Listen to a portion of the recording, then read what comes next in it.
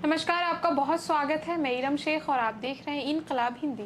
हमारे इस खास शो का नाम आज के 7 सवाल, जहां पर हम देश और दुनिया से जुड़े तमाम अहम मुद्दों पर चर्चा करते हैं। हमारे साथ खास बातचीत के लिए इनकलाब हिंदी के मैनेजिंग एडिटर आस मोहम्मद कैफ मौजूद है। सर, आपका बहुत स्वागत है। बहुत धन्यवाद इरम। सर, आपका भी धन्यवाद। हम आज दो बहुत ही इम्पोर्टेंट मुद्दों पर बात करेंगे। पहला, उत्तर प्रदेश में कांवड़ यात्रा चल रही है, उस पर राकेश टिकैत के एक बयान की खूब चर्चा हो रही है। दूसरा, भारत ने जो टेस्ट मैच एडमिस्टन में जीता है, उसकी आज हम चर्चा करेंगे। उसी से जुड़े कुछ सवाल है जो सर से आज पूछेंगे। सर, मेरा पहला सवाल, उत्तर प्रदेश में कांवड़ यात्रा चल रही है और इन दिनों राकेश टिकैत ने एक बयान दिया है जिसकी चर्चा आजकल मीडिया में खूब हो रही है और हिंदू संगठन खासा इस बयान को लेकर नाराज़गी दिखा रहा है। तो आखिर उन्होंने ऐसा क्या बयान दिया है जिनकी इतनी चर्चा हो रही है?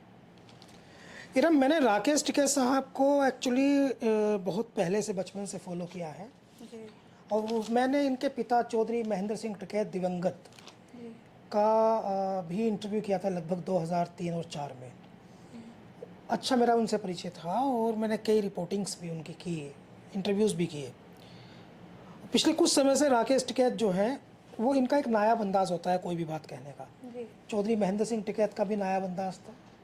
और सब लोग जानते हैं, भारत के लोग पुराने जर्नलिस्ट, आप दिल्ली में किसी से बात करेंगे तो वो आपको बता देंगे कि किस तरह के उन्होंने बड़े बड़े कार्य के धरने दिए। राजीव गांधी साहब उस समय प्रधानमंत्री थे, मगर उनको अपनी रैली स्थगित करनी पड़ी, टिकैत साहब की हुई। और सबसे बड़ा धरना जो गिनीज बुक ऑफ रिकॉर्ड में गया, जिसका नाम लंबे समय तक का, वो चौधरी महेंद्र सिंह टिकैत के नाम है। किसान मसीहा उनको कहते हैं। और इससे भी ज़्यादा जो लोकप्रिय चीज़ है इस परिवार की, वो ये है कि ये अपनी बात जिस अंदाज में कहता है वो अंदाज़ जो है वो सुना जाता है। तो आज जो वायरल हो रहा है वीडियो, वो राकेश टिकैत की बात तो महत्वपूर्ण है ही, लेकिन वो ज़्यादा वायरल इसलिए भी हो रही है क्योंकि वो इस अंदाज में कही गई है कि वो लोगों को आकर्षित कर रही है। उनका अपना एक देसी अंदाज होता है। जैसे उन्होंने कहा है कि ये तो राड़वीर हैं। राड़ शब्द जो है उसका मतलब होता है झगड़ा करने वाले। तो हिंदू संगठनों को उन्होंने ये चुन करके ये कहा कि ये राड़वीर हैं, कि इनको तो बस राड़ करानी है। राड़ क्यों करा रहे हैं? तो अभी उनका जो बयान आया है वो कांवड़ यात्रा पर है। काफ़ी चर्चा इसलिए बटोर रहा है कि उन्होंने एक आइडिया दिया है। उन्होंने एक आइडिया दिया है कि किस प्रकार से कांवड़ यात्रा मार्गों को, जिसमें हम पहले से चर्चा कर चुके हैं कि हरिद्वार से लेकर के कैसे पहले आता है जवालापुर, फिर आता है मंगलोर, फिर छपार आता है, पुरकाजी आता है, बसेड़ा आता है, खाईखेड़ा आता है, मुझेड़ा, संबेड़ा, मीरापुर, मंसूरपुर। और दूसरी दिशा में अगर हम घूम कर जाएँ तो मुजफ्फरनगर आता है। मुजफ्फरनगर के बाद जो है मंसूरपुर आता है। मंसूरपुर के बाद खतौली आती है। खतौली के बाद दोराला आता है। यानी जितना भी बेल्ट है वो सब मुस्लिम बाहुल इलाकों की है। और यहाँ लगातार ये चर्चा हो रही है कि मुसलमान जो हैं वो ढाबे नहीं चला सकते, शुद्ध शाकाहारी वेज ढाबे नहीं चला सकते, उन्हें अपना नाम लगाना पड़ेगा, नेम प्लेट लगानी पड़ेगी। और एक स्वामी यशवीर करके एक व्यक्ति हैं जो धार्मिक नेता हैं, वो अपने साथ कुछ लोगों को जाते हैं, वो आइडेंटिफाई करते हैं लोगों को। तो ये विवाद बन रहा है, देश भर में इसकी चर्चा हो रही। पिछले साल भी हुई थी। पिछले साल रीजन ये था कि ठेली पर नाम लिखा दिए गए थे। राकेश टिकैत ने एक आइडिया दिया है। राकेश टिकैत का जो आइडिया है वो उन्होंने देसी अंदाज में दिया जरूर है, लेकिन वो इस समय बेइंतहा चर्चा में है। राकेश टिकैत ने ये आइडिया दिया है कि जिस किसी का भी शाकाहारी होटल हो या ढाबा हो, वो ग्रीन मार्क लगाए स्टैंडर्डाइज तरीके से, जैसे लगता है देश दुनिया में। और जिसका नॉनवेज हो रेड लगाए, और जिसकी मर्जी जहाँ खाने की हो वहाँ जाए। तो आइडेंटिफिकेशन धर्म के आधार पर नहीं हो, बल्कि मार्किंग जो हो वो उस फूड डिपार्टमेंट जो है वो ग्रीन और रेड के आधार पर जो होती है उसके आधार पर वो बड़ा बड़ा निशान वो लगा लें कि हमारा अगर ग्रीन लगा लिया उन्होंने मार्क, तो कहें कि ये वेज का है, रेड लगा लिया तो ये नॉन वेज का है। तो इस आधार पर मार्किंग हो। और इसको उन्होंने ये कहा, इसके साथ साथ उन्होंने ये भी कहा कि देखिए हम जो हैं वो ये भी याद रखें कि जाति के आधार पे, मज़हब के आधार पे किसी तरह से किसी के पास जाकर के राड़ उठाना, राड़ मतलब झगड़ा करना, राड़ उठाना जो है वो ये बिल्कुल गलत है और कानूनी तरीके से ये होना चाहिए। अब उन्होंने एक बात और मजबूत कह दी। उन्होंने कहा कि भाई आप ये कह रहे हैं कि जिस बात को लेकर ज़्यादा चर्चा है कि आप ये कह रहे हैं कि मुसलमान जो है वो शुद्ध शाकाहारी ढाबे या रेस्टोरेंट नहीं चला सकता हरिद्वार मार्ग पर।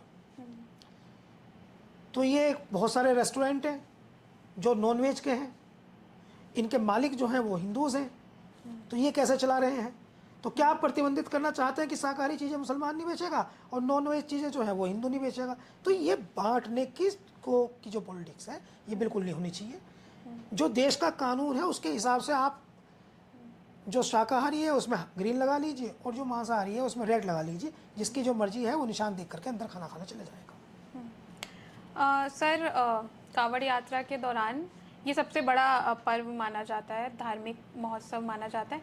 इसी में हमने देखा है बहुत परेशान करने वाले दृश्य भी सामने है, जहाँ पर नकाब पहनी जो मुस्लिम महिलाएं हैं उनको परेशान किया गया कांवड़ियों द्वारा।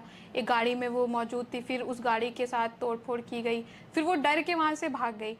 तो इतने बड़े धार्मिक महोत्सव में इस तरीके की काम करना कांवड़ियों द्वारा, तो क्या ये बहुत बड़ा सवाल या निशान नहीं खड़ा करता इतने बड़े धार्मिक महोत्सव को लेकर?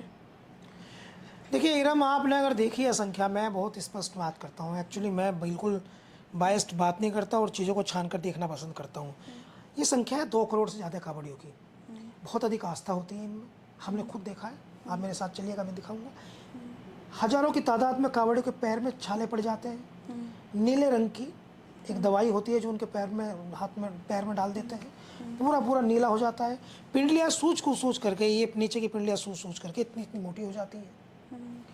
और 100 kilometre, 200 kilometre, 150 kilometre kanwariya Ganga जल लेकर के पैदल चलते हैं।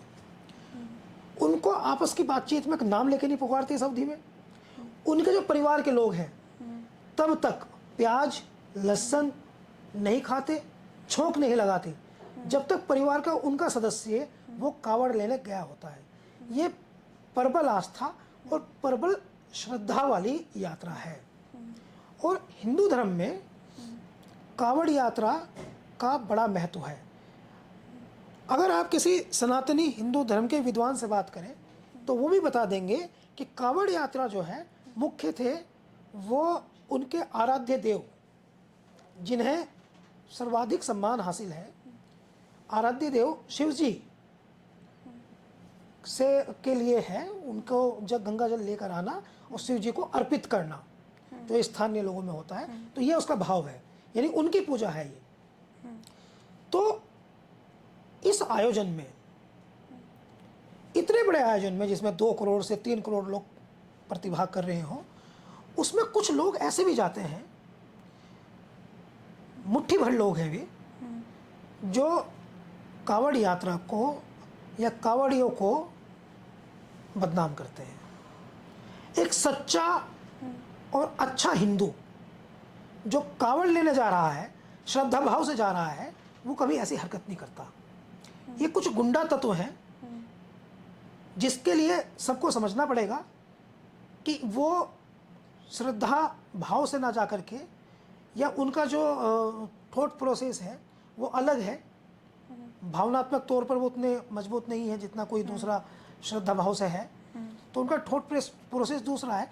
जिस घटना की आपने बात की है, मैं कह रहा हूँ 2 से 3 करोड़ कांवड़ी जाते हैं। इस तरह की घटनाएं 1 या 2 घटनाएं या 3 घटनाएं हो जाती हैं, लेकिन कभी कोई बड़ी घटना, इतनी बड़ी कांवड़ यात्रा में बड़ी सांप्रदायिक घटना नहीं हुई है। ये एक इत्तेफाक हो सकता है कि गाड़ी लेकर जा रहे हैं, ट्रैफिक चल रहा है, रोड प्लान है, साइड कहीं लग गई, ये जो घटना आप बता रहे हैं मंगलोर की है, तो मंगलोर में साइड लग गई। साइड लगने के बाद उन्होंने तुरंत गाड़ी को तोड़ना शुरू कर दिया। गाड़ी को तोड़ते तोड़ते उन्होंने ये भी नहीं देखा कि अंदर महिलाएं बैठी हैं। अब वो बुर्का पहनी थी तो आपने कह दिया मुसलमान है। मैं कह रहा हूँ बुर्का ना पहने होती, वो सामान्य कपड़े पहने होती तो ये पता भी ना चलता कि मुसलमान है वो। लेकिन चूंकि उन्होंने बुर्का पहना था तो पता चल गया कि वो मुसलमान है। वे दौड़ती हुई उसमें से जान बचा के भागी। लेकिन वे जो ऐसा करने वाले लोग तो 10-20 लोग थे, 2-3 करोड़ लोगों में 10-20 लोग इस तरह से। पिछले साल भी हमने देखा, पुलिस की गाड़ी तोड़ दी। मेरठ में हमने हाईवे पे देखा, एक दाढ़ी वाले थे वो, तो उनकी पहचान हो रही थी कि मुस्लिम है, आइडेंटिफाई हो रहे थे कि मुस्लिम है, तो दौड़ करके, लेकिन पुलिस उन्हें बचा के ले गई। तो कुछ लोग तो हैं। एक थोड़ा ये भी होता है कि भाई कावड़ लेके आ रहे हैं, इतनी दूर से गंगा जल लेकर आए हैं, इतनी दूर से, और कहीं खंडित हो गई तो उनको क्रोधित होना स्वाभाविक है। मगर ये रेयर केस है, 2 से 3 करोड़ लोगों में 1-2 ऐसी घटना, छोटी घटनाएं हो जाती हैं।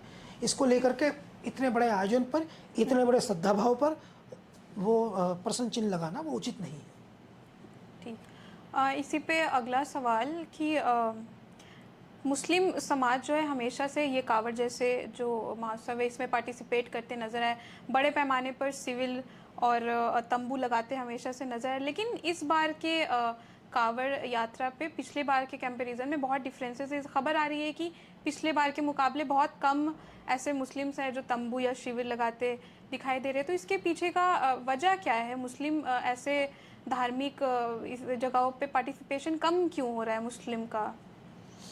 देखिए, पहले तो ये बहुत अच्छा सवाल है। दूसरी बात यह है कि आप तंबू शब्द को थोड़ा सा इंग्लिश कर दीजिए और कैंप कहिए, थोड़ा अधिक व्यवहारिक लगेगा।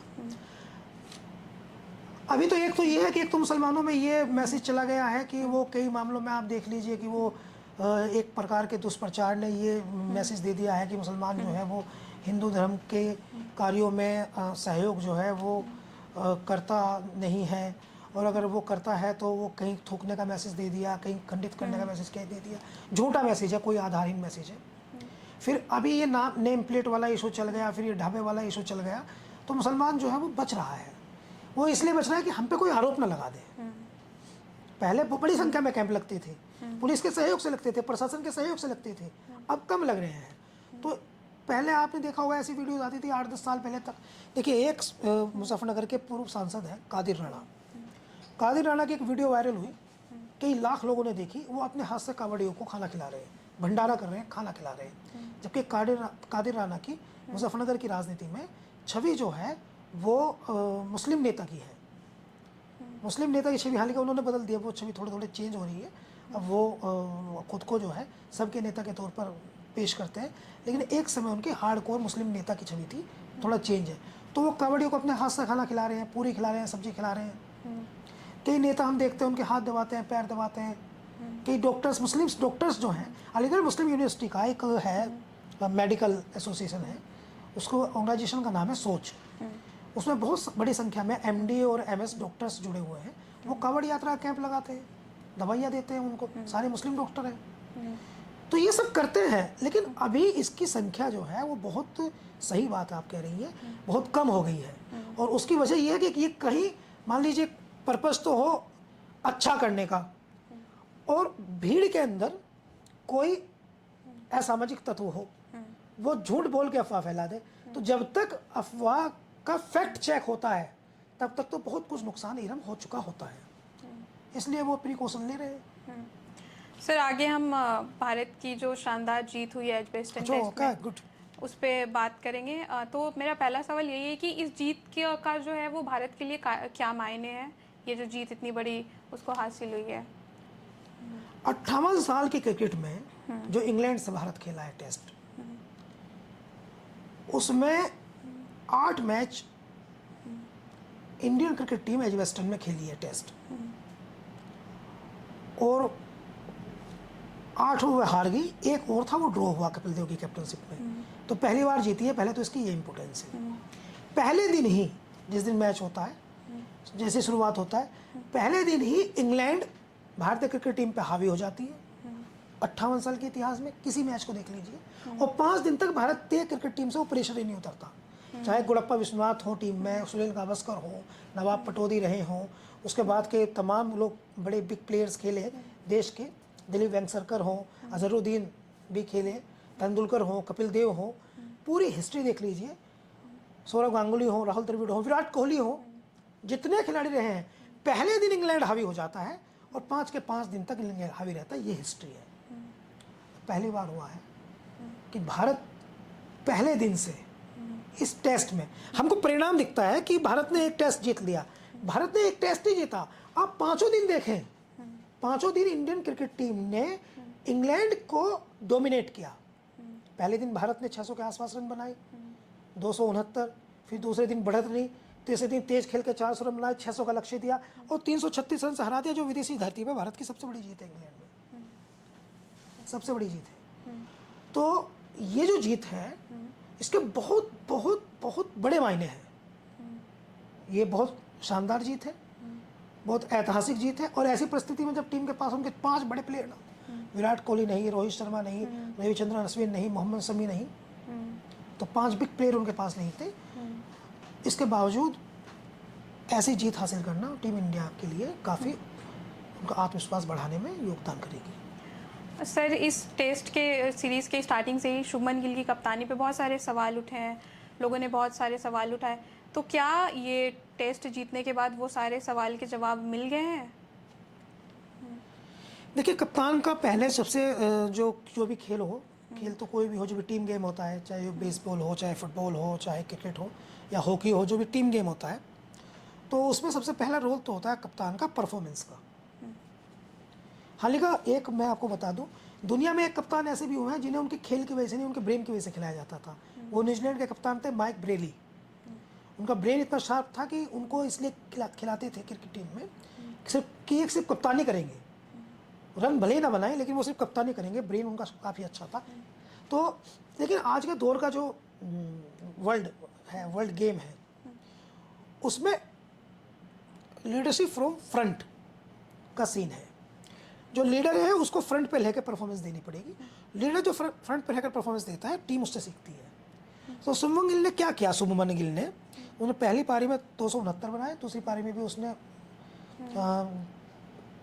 150 प्लस किया, संभवतः 150 नियर बाय 150, 430 रन पूरे मैच में बनाए उन्होंने। 430 रन जो एक कप्तान द्वारा बनाया गया इंडिया की तरफ से सर्वोच्च स्कोर है। तो वो लीडिंग फ्रॉम द फ्रंट हो गए, मैन ऑफ द मैच भी है, वो प्लेयर ऑफ द मैच भी है। वो कप्तानी में जरूर उन्हें सीखने की जरूरत है, लेकिन जो काम उन्होंने सबसे अच्छा किया है वो ये है कि वो सबसे बढ़िया खेली, लीडिंग फ्रॉम द फ्रंट में आए वो। उसके बाद चीज़ें अपना अच्छी हो गई। तो अभी ये कहना कि शुभमन गिल आगे अच्छी कप्तानी करेंगे या नहीं करेंगे, वो अलग सीन है। लेकिन पहला मैच में भी 100 किया था उन्होंने, इस मैच में 2 इनिंग थी, दोनों में 100 किया उन्होंने। तो बतौर कप्तान उनकी परफॉर्मेंस में ज़बरदस्त निखार है। सर, इस पे मेरा आखिरी सवाल इससे जुड़े कि भारतीय तेज़ गेंदबाजी का इस पूरे टेस्ट में डंका बजा है पूरी दुनिया में, और एक तरीके से अनएक्सपेक्टेड चीज़ें हुई हैं। बुमराह जो है भारतीय टीम के जो है सबसे बेस्ट बॉलर हैं, लेकिन ये बहुत ही आयरनी की बात है कि जब वो टीम इंडिया में खेलते हैं तो इंडिया मैच हार जाती है, और जब वो टीम में नहीं रहते तो जीत जाती है। तो ये क्या है? ये जो माजरा है ये पूरा क्या है? ये माजरा कुछ नहीं है। माजरा ये है कि मैंने आपको पिछली बार चर्चा में, संभवतः क्रिकेट पे आप बातचीत कर रही थी, तो मैंने आपको ये बताने की कोशिश की थी कि टीम को अफ्रीका की तरह होना चाहिए, न्यूजीलैंड की तरह होना चाहिए। भारत की एक कमजोरी है, वो क्रिकेट में नहीं है, वो भारत के पूरे कल्चर में है। हमें ये चीज़ चेंज करनी पड़ेगी। हम व्यक्ति प्रशंसक हैं,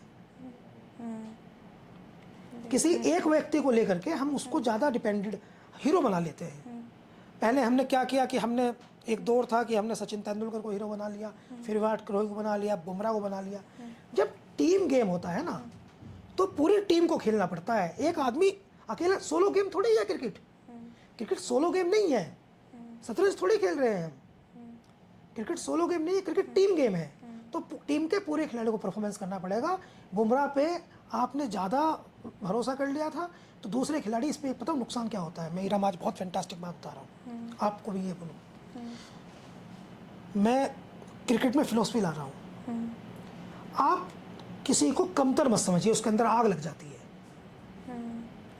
आपने बुमराह का इतना गुणगान कर दिया कि आपने सिराज को और आकाशदीप को कमतर समझ लिया। तो उनके अंदर जो आग लगी, उन्होंने वो अपनी आग वो 22 गज की पट्टी पर निकाल के रख दी।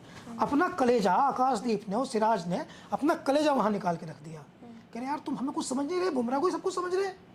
हाँ ठीक है, वो हमसे बेहतर गेंदबाज है, उसमें स्किल है, उसमें स्किल है, वो वर्ल्ड का नंबर 1 बॉलर है, लेकिन हम भी तो कुछ हैं। और हम यहाँ मटर छीलने नहीं आए, हम यहाँ मटर छीलने नहीं आए, हम भी यहाँ क्रिकेट खेलने आए, हम भी यहाँ गेंदबाजी करने आते हैं। हमारे पास भी स्किल है, हमें भी खुदा ने, ईश्वर ने उसी 2 हाथ 2 पैर दिए हैं, और हम भी इंडियन क्रिकेट टीम में खेल रहे हैं, 150 करोड़ लोगों के देशों की टीम में।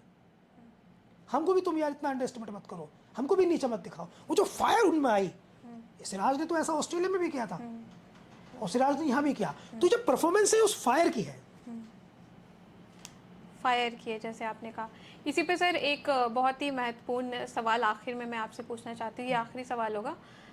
बागेश्वर धाम बाबा इन दिनों बिहार, कुछ दिन पहले बिहार गए थे, उन्होंने भगवाए हिंद की बात की। उसी के पलटवार में दलित नेता उदित राज ने कहा ये भगवाए हिंद नहीं बंटवाए हिंद है। और एक और शब्द है जो बहुत चर्चा में है, वो है गजवाए हिंद। तो आखिर ये क्या माजरा है, ये सारे शब्द और ये इतने चर्चे में है, इनका क्या, ये इसका क्या कारण है इसके पीछे? भाई इसके पीछे कितने कारण हैं? इतने कारण हैं कि ये 2 मिनट का कारण नहीं है, इस पर 2 घंटे विस्तार से बात हो सकती है। लेकिन मैं आपको फिलहाल ये बता दूं कि गजवाए हिंद का तो अब कोई अस्तित्व है नहीं, ऐसा सीनियर उलेमा हजरात बताते हैं कि वो तो एक लड़ाई थी, वो हो चुकी, हो गया। अब कोई उसका गजवाए हिंद का तो कोई अस्तित्व है नहीं। भगवाए हिंद को बागेश्वर बाबा धीरेन्द्र शास्त्री जी का आप चर्चा कर रही हैं, वही गए थे बिहार भी, एक बड़ी रैली में वो ये बात बोल करके आए हैं। तो वो एक पार्टी के पॉलिटिक्स है कि वो अब धर्म से जुड़े हुए लोगों को अपने आप को राजनीतिक लाभ पहुंचाने के लिए यूज़ करती है। तो भगवाए हिंद कहने का आशय जो है वो सीधे तौर पे जो उस पार्टी की पॉलिटिक्स करने वाले, चूँकि वो धर्मनिरपेक्षता के सिद्धांत से बंधे हुए हैं, तो इस बात को इनडायरेक्ट वे में कहलाते हैं, डायरेक्ट नहीं कह सकते। तो एक तो ये बात हो सकती है कि वो मैसेज वो दे करके आए हैं। बिहार में चुनाव है तो ये चुनावी है। तीसरी बात जो है वो बंटवाए हिंद उदित राज की आपने बताई, तो लंबा डिस्कशन इस पर हो सकता है, लेकिन इस पर उन्होंने ये कहा है उदित राज ने कि भगवाए हिंद की बात करने वाले धीरेन्द्र शास्त्री साहब जो है वो ब्राह्मण है, और ब्राह्मणों ने जो है वो देश को जातियों में बांटा है, तो इन्होंने बंटवाए हिंद यानी देश को, हिंद को बांट दिया है। तो वो एक अपना अपना परसेप्शन है, जो वो कह रहे हैं उदित राज, वो एक नज़रिया है, जो धीरेन्द्र शास्त्री कह रहे हैं वो एक नज़रिया है, और जहाँ ये जोड़ रहे हैं गजवाए हिंद से वो अतीत है, इतिहास है, भारत का इतिहास नहीं है, भारत से बाहर का इतिहास है, तो वो एक अलग कहानी है। लेकिन ये हम इस पर कह सकते हैं कि यही चलेगा यहाँ। इनको ये तो पूछना नहीं है कि रोजगार कहाँ कितने लोगों को मिला, ये पूछना नहीं है सड़कों के बारे में बात कर लें, ये पूछना नहीं है कि हमारा देश जो है वो दुनिया में कहाँ स्टैंड करता है बेरोजगारी में, इश्यूज़ में, भुखमरी में, प्रेस फ्रीडम, तमाम चीज़ें हैं। तो यही चलेगा, इन्हीं इश्यूज़ पर जनता वोट करती है, वो सवाल नहीं पूछती है, हम बस ये इश्यूज़ है। बस यही है सर। आपका बहुत शुक्रिया, आपने अपनी बात बहुत खुलकर रखी और ये हमारे लिए बहुत महत्वपूर्ण है। कल आपसे